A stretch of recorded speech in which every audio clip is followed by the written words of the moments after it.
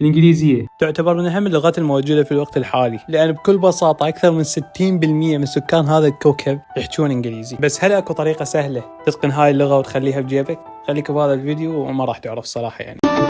تكبر ضمنك صاحب. هلو جايز، طبعا هاي خامس مرة يمكن أصور هذا الفيديو نفسه. تعبت والله العظيم، صار لي يمكن قد شهر نفس الفيديو، خراب تعبت. مهم، اغلب الناس اللي تسالهم شلون تعلموا الانجليزي، يا اما يقول لك من الاغاني يا اما يقول لك من الافلام. بس هل هذا الشيء اصلا صحيح؟ بهذا الفيديو على مدار 7 ايام كل يوم راح نشوف فيلم بدون ترجمه، ونشوف ورا هاي 7 ايام هل اكو تغيير باللغه الانجليزيه او لا. حتى اثبت لكم شويه من كلامي، سويت استطلاع على مجموعه من ناس عشوائيين. فجبت مجموعة من أصدقائي وسألتهم شلون تعلمت اللغة الإنجليزية. كلهم قالوا من الأفلام، وهم يعني من شدة إتقانهم للإنجليزي ما تفرق بينهم وبين أجانب. فطاحلة. أني المحلل قاسم. أهو قاسم شنو؟ شلون تعلمت إنجليزي ووصلت بهالطلاقة؟ أتشذب هذه ولا لا؟ خذ راحتك. بس مو طلاقة أكيد. كذاب بس متواضع شوية هو. من المدرسة. لا قول من الأفلام. من الأفلام أتابع أفلام كثير. ما قلت لكم؟ يلا شكرا قاسم على هذا سؤالك. هذا جوابي، أنت سؤالك. عندي سؤال موجه إلك. تسألي؟ إلك والرامي. يلا سعد. شلون تعلمت اللغة الإنجليزية؟ من المدرسة. رامي منين تعلمت اللغة الإنجليزية؟ من التواريخ. منطقي. طبعا أنا أعرف إنجليزي يعني بس مو هواي، فشو راح نعرف إذا أكو تحسن أو لا؟ أكو شيء اسمه مستويات اللغة الإنجليزية اللي تبدي من الأي1 تنتهي بالC2، وبهاي المستويات كل مستوى يعني اختلاف جذري عن الوراء. فحنسوي اختبار اللغة الإنجليزية بداية التحدي وبنهايته ونشوف. B1 طلع مستواي B1. فأخير يوم راح نشوف هل هذا الشيء يتطور يعني.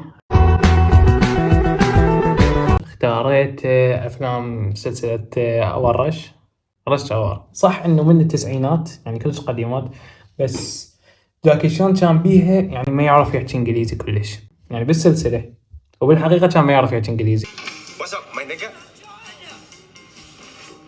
What did you just say? What's up, my nigga? شفت الفيلم أول 5 دقائق عبالي ما راح أفتهم شيء، يعني قلت شنو ما راح أشوف فيلم بدون ترجمة، كل شيء ما راح أفتهم.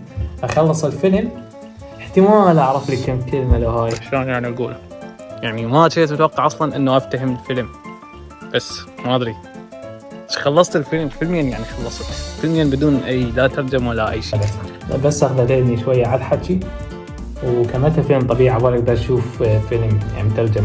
كلش غريب ما أدري.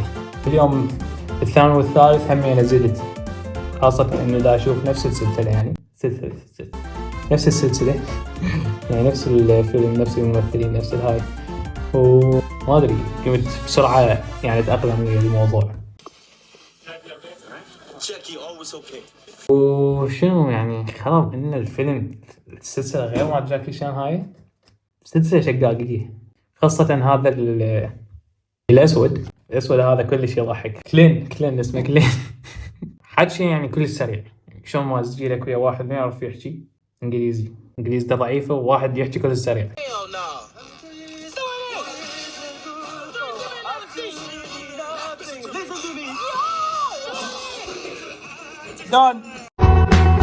اليوم الرابع شفت The Amazing Spider-Man.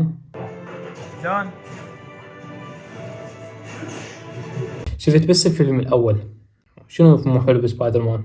وبس حركة ماكو أي حكي يعني حكي كلش قليل، وإذا يحجون شلون شيء معقد، شيء ما أحتاج أعرفه ما دا أتعلم حتى بس أحكي، ما تحتاج تعرف بس تحتاج بس كم كلمة حتى تبدي حديث.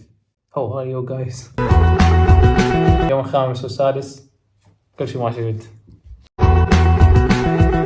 اليوم السابع كانت علي 3 أفلام جمعتني بيوم واحد، حتى نسيت أصور أي شيء يعني قد قاعد أبغى على أفلام خلصتهم قبل نمت من التعب يعني 6 ساعات ما أدري قد. شفيت مال كونغ فو باندا.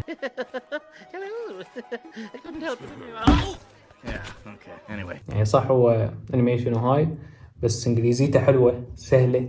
هو مسوي لزه عطيتك يعني شفت 3 أفلام ما ادري صرت كل شيء بالانجليزي. سويت الاختبار مرة الأخرى طلعت نفس المستوى B1.